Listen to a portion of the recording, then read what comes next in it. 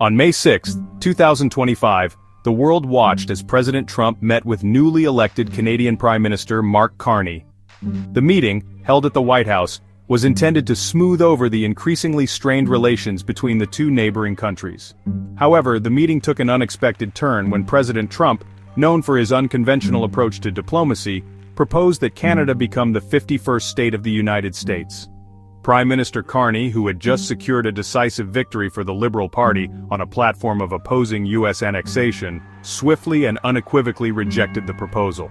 "Canada is not for sale," Carney stated firmly, reiterating the sentiment that has echoed throughout Canadian history and has been amplified in recent years.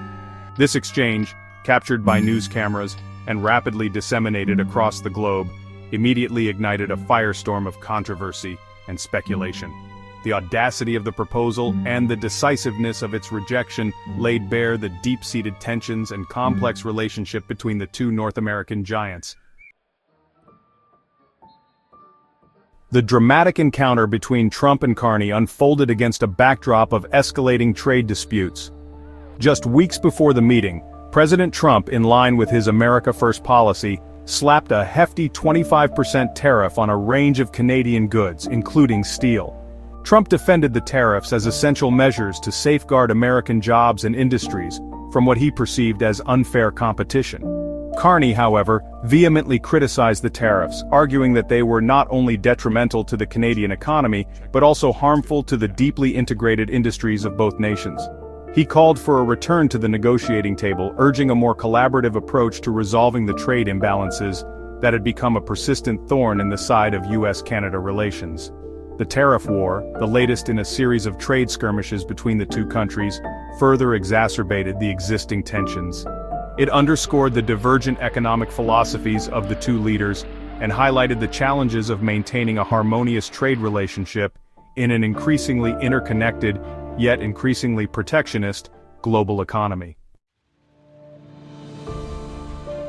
Prime Minister Carney's resolute rejection of Trump's proposal was not merely a reaction to an unexpected proposition, it was a calculated move deeply rooted in his political stance and campaign promises. Throughout his campaign, Carney had positioned himself as a staunch defender of Canadian sovereignty and a bulwark against American influence. His firm stance resonated deeply with the Canadian electorate, reflecting a growing sense of nationalism and a wariness of the United States. Recent polls indicate a significant shift in Canadian public opinion, with a majority of Canadians now viewing the U.S. as an unfriendly or even hostile entity. Carney's unwavering opposition to Trump's proposal, therefore, was not just a personal conviction, it was a shrewd political calculation that aligned perfectly with the prevailing sentiment of the Canadian people. It cemented his image as a leader willing to stand up for Canadian interests, even when confronted with pressure from its powerful southern neighbor. The idea of Canada joining the United States, while seemingly outlandish in the current political climate, raises a number of intriguing questions. Could the two countries, with their shared history, intertwined economies, and porous border, ever truly merge into one? What would be the economic, political, and social ramifications of such a union?